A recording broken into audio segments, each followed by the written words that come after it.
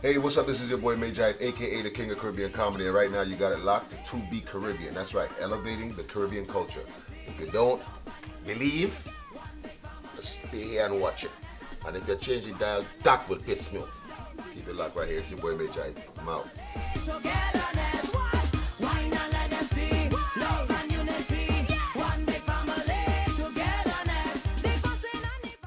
West Indian wrong numbers.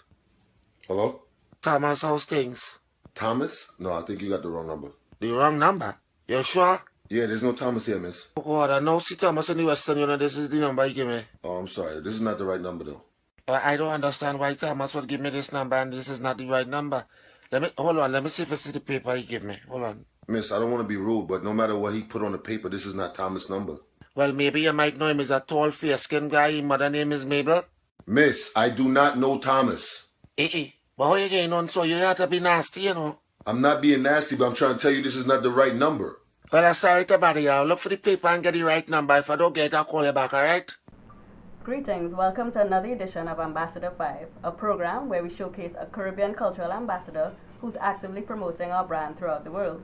Today, we have the pleasure of speaking to Mr. Majah Hype, the king of comedy himself. Welcome, welcome. Welcome. It's a pleasure. It's a pleasure. How you doing? A good man, ready to see movies. I see this is a real Caribbean home right here. Why is it that? Because you have these three things here, and I know usually this is for tamarind sauce, this is for shadow benny, and this is for pepper, slight pepper. Oh, you make me out though. Yeah.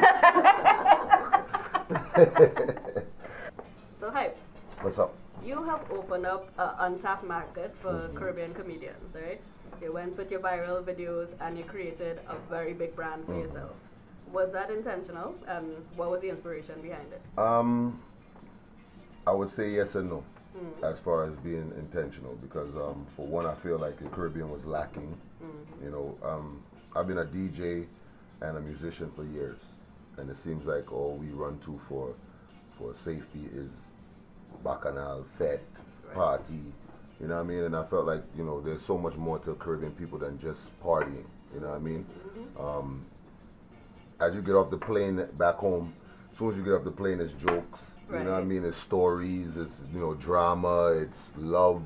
It's so many different things. And, you know, I wanted to be able to bring that to our communities across the world. You know what I mean? Because everywhere you go in the world, there's a Caribbean person. You could go to Alaska. Right. And you will find a Trini man drinking a solo. What's this scene, Jed? And you're like, but what are you doing here in Alaska, Brent? Right, you know what I'm saying? But, you know, we everywhere. And, you know, I mean, no matter how small the communities are around the world, we are big when we unify. You know what I mean? And, you know, there's so many different places. Switzerland, Holland, Germany, you know, even in Japan and the UK and all these places, there's a big Caribbean presence, you know what I mean? And I just want to be able to connect with all of the Caribbean people and also to, you know, unify us. Right. You know what I mean? So I think the Caribbean was kind of segregated at the time.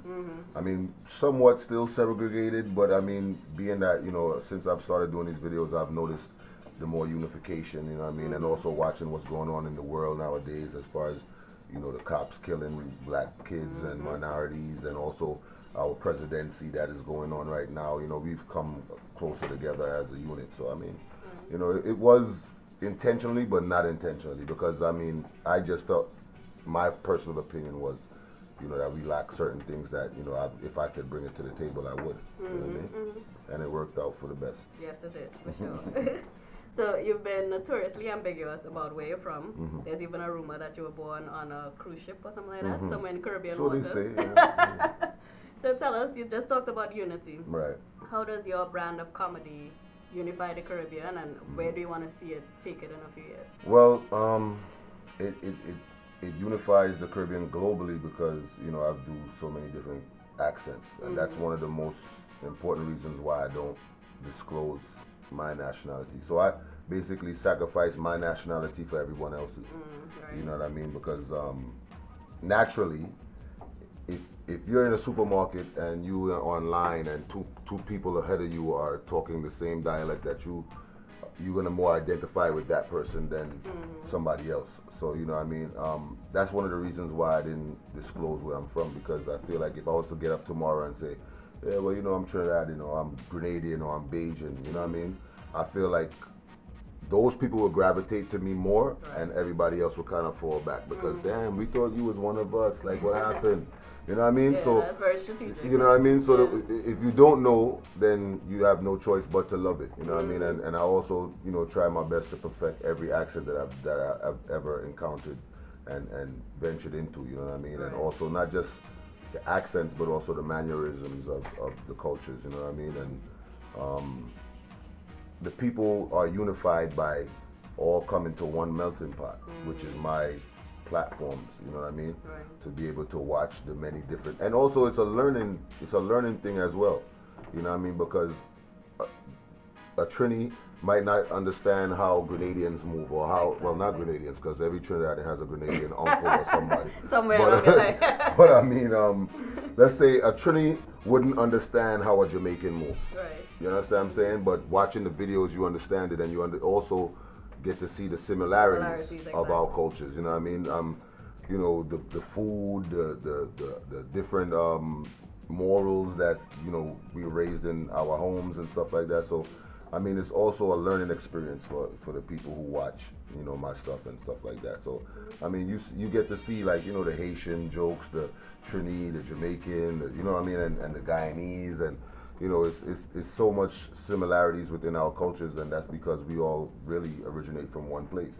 You know what I mean? Exactly. Just because the slave master dropped you here and dropped this one here, it doesn't mean that we're not, you know, unified. So I mean, we got to always keep that in mind, you know. Right. So you touched on something just now, Dave, your quality of your performances. You know, you're very good with your accents. And I think I read somewhere that you credit your grandfather for exposing you to the stage, exposing you to instruments, etc. Definitely. So tell us about how that journey, how that influenced the quality of your performances. Well, growing up, I was a little miserable. Really? I would never guess. I was a little miserable. For the simple fact that I wasn't the average kid that could go outside and play all day. Right. You know, I wasn't that kid that, you know, you ring my bell and they're like, oh, could Nigel come outside? And he's like, yeah, let him go outside. No. Nigel is practicing his instrument right now, and he'll be done in 4 hours. Wow. And after that, he's gonna read a book, and then he might be able to come out and play for a little half hour. You know what I mean? So Manners. exactly. So I mean, my grandparents, my mother was there, but we lived in my grandparents' house. So there was a lot of strict morals.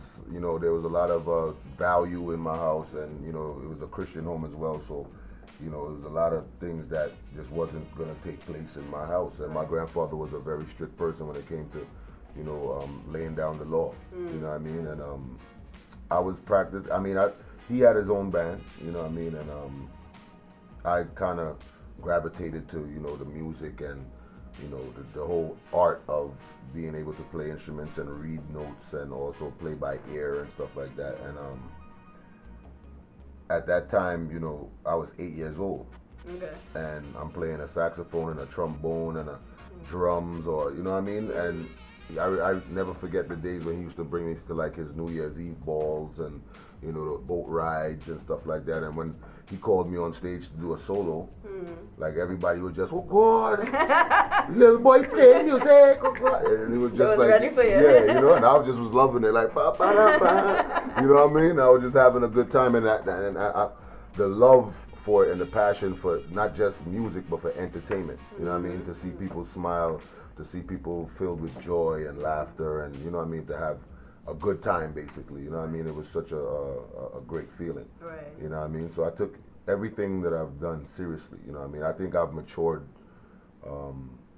way before my time. Right. You know what I mean? Just because of the fact that, I mean, of course I had my little pitch marble time and, you know what I'm saying, stuff like that, but it was also, I was more of an advanced child than to just be out there playing freeze tag or whatever. Right. You know what I mean? And people always told me that I belong on the stage. Right. You know what I mean? And up to this day when I do comedy shows and stuff like that, I'm so relaxed. I feel like I'm so at home when I'm on stage, you know what I mean? And I overdo it. These promoters is winning. They winning the battle because they booked me for an hour and I'm up there for 2.5 hours. You understand what I'm saying? People is getting brought up. But, you know what I mean? But I mean, You love what I love what I do, you know what I mean? And I don't mind giving my fans and my supporters extra, you know what I mean? I don't mind doing that. So, I mean, when I'm on stage, I just have a good time and I just run with it, you know what I mean? So, and it reflects, for yeah. sure.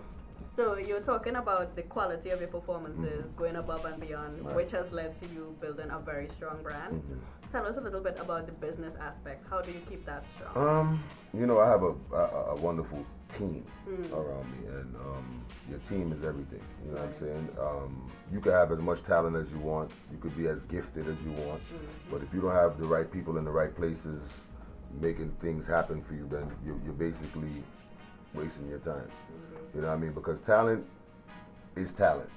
But at the end of the day, if you don't have the business sense, or you don't have, you know, the right people who's gonna put you in certain places and give you certain opportunities, then you're really just a talented dude. I mean, if you go to I'm sure you could go to the basketball park right now and see people that's better than LeBron James. Right. You might see people that's better than Kobe, but they still in the park, not getting paid. You know what I'm saying? They're just that good guy that everybody want to pick. You know what I'm saying? Yo, he's on my team. You know what I'm saying? But you gotta have that. For everything is business. I mean, everything in this world is based off of business. Even marriage is business. You know what I'm saying? It's a business. I mean, you just have to have that business sense and have the right team, and you know, just stay loyal to who's loyal to you. You know what I mean? And you know, even for me, like with even promoters, you know, I travel all over the world, and I don't really go all over the world for multiple promoters. I like to know that I'm dealing with this person treats me well, this person makes sure I'm alright, this person has more interest in my career than to make a dollar.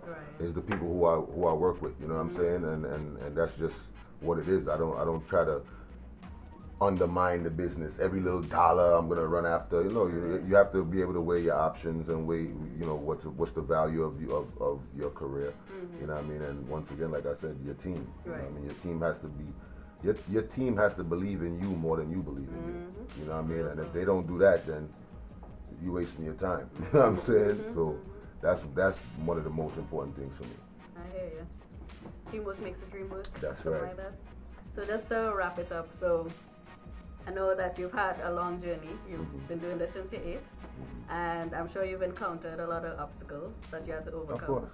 Share with us one of your biggest challenges and what advice you would give to anybody coming up on overcoming challenges. There's so many different obstacles, but I think the biggest one is not seeing results, and you can't get frustrated at your time being your time. You know what I mean? Like you said, I've been doing it since I was 8.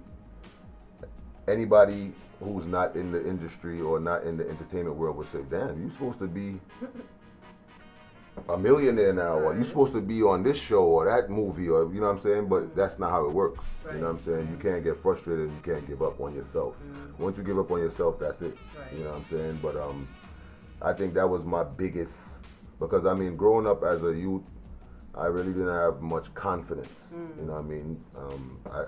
I kind of doubted myself a lot. You know what I mean? And it came a point where, you know, it was after I had my daughter, it was really, you have to do this now. You know what I'm saying? It's not. Get it together. Yeah, it's not. This is okay. This is what you love, and this is a hobby, and you enjoy doing it. No, it was like, all right, you don't want to go punch nobody clock. So you're gonna have to make this work. You know what I'm saying? So I mean, I've had multiple jobs. I've worked so many different things. I mean, I've been a certified electrician for New York City. So I mean, I've been through that life, getting up 4 o'clock in the morning to go to work, and you know what I'm saying, for not even seeing your kids, or you know what I mean, seeing your house as much. And it's even worse now. Because you're always on the I'm road. always on somebody playing some, you know what I'm saying, doing something. But I mean, that's the sacrifice that you have to make for success. You know what I'm saying? There's a lot of people see success and they don't know what it endures. You know what I mean? There's so many things that you may feel like, all right, I want to be successful. I want to be a rapper. I want to be an artist. I want to be a comedian.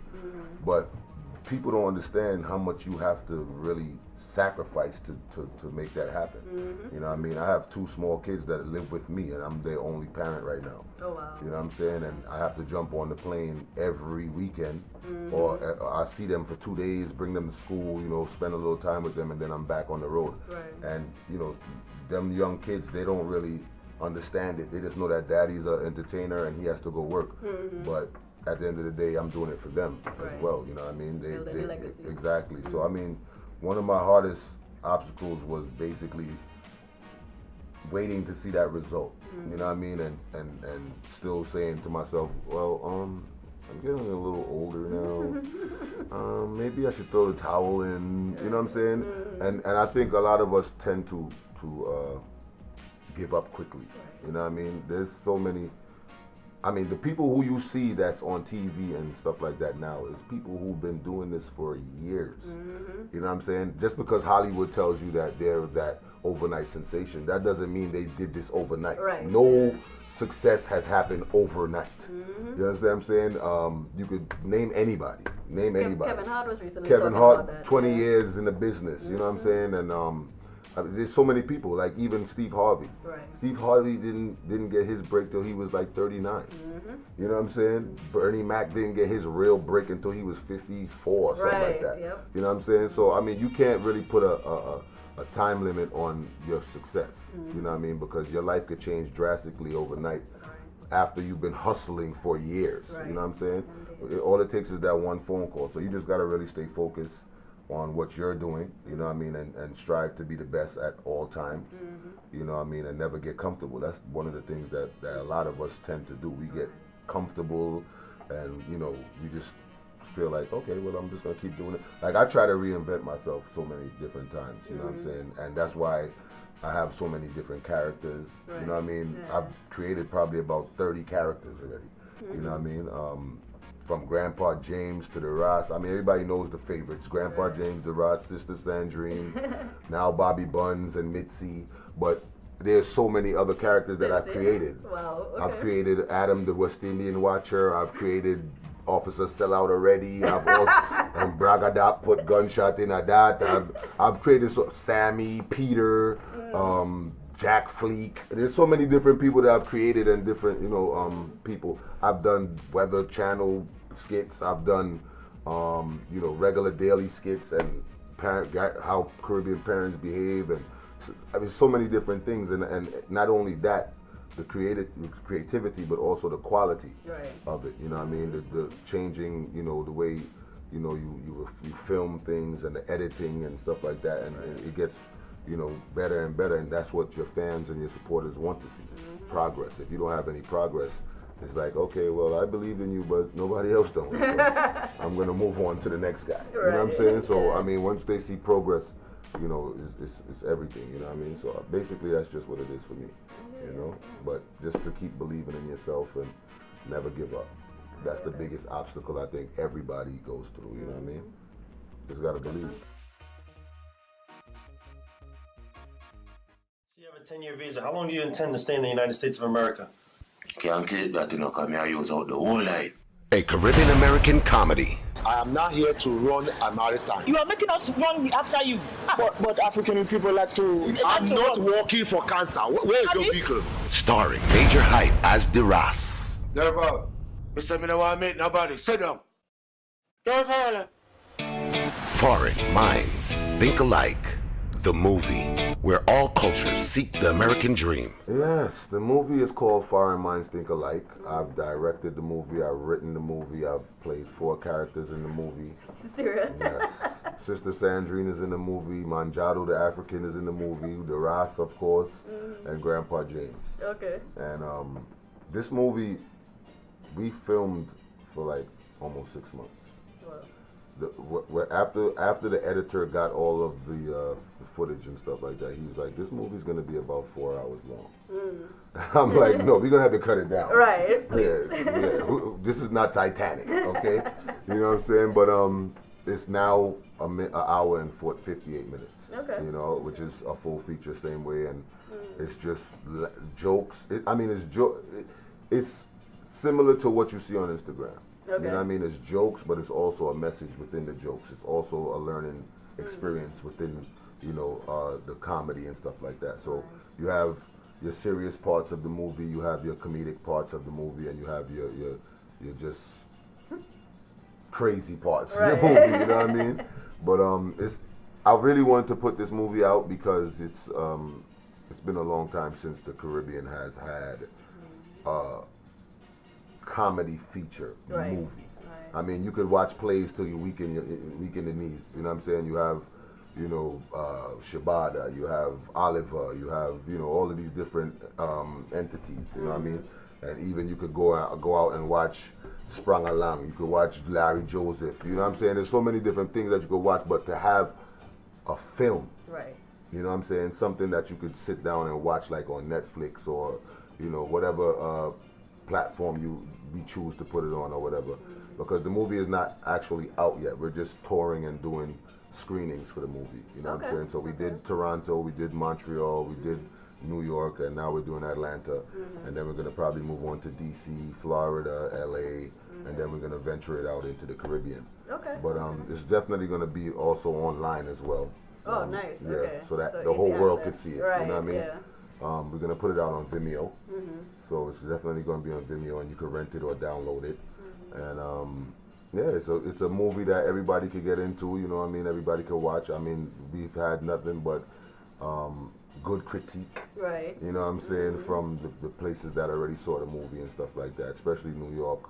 I mean, it's just to hear people's response, and because I actually sit in the theaters and listen to, because I really want to see what the reactions is to the movie, you know what I mean? And just some of the scenes that come up and people are just dying laughing. It's such a good feeling to know that people appreciate, you know, even the hard work that we put in behind this film.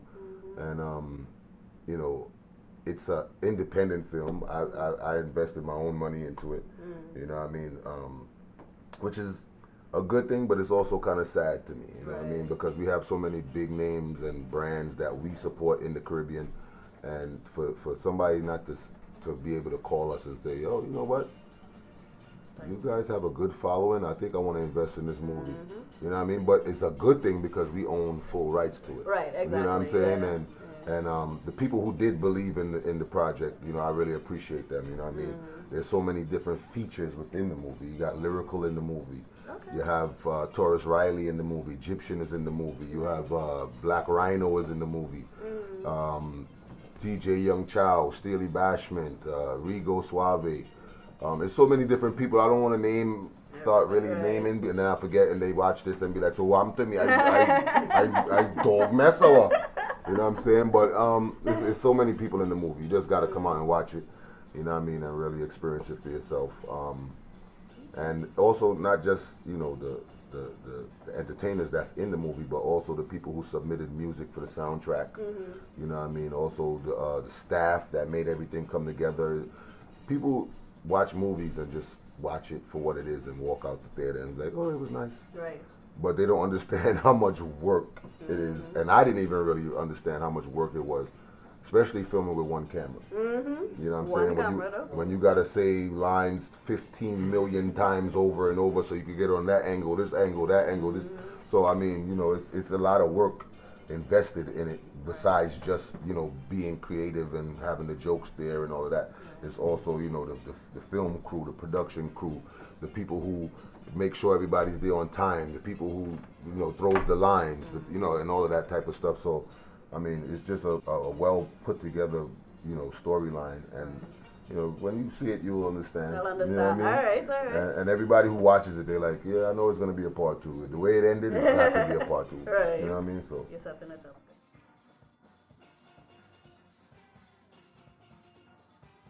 But Majah, we appreciate your time. Thank you. I appreciate it. And we appreciate your vision. You being a trailblazer, and we're looking forward to the Definitely. I appreciate it. Thank you. Thank you.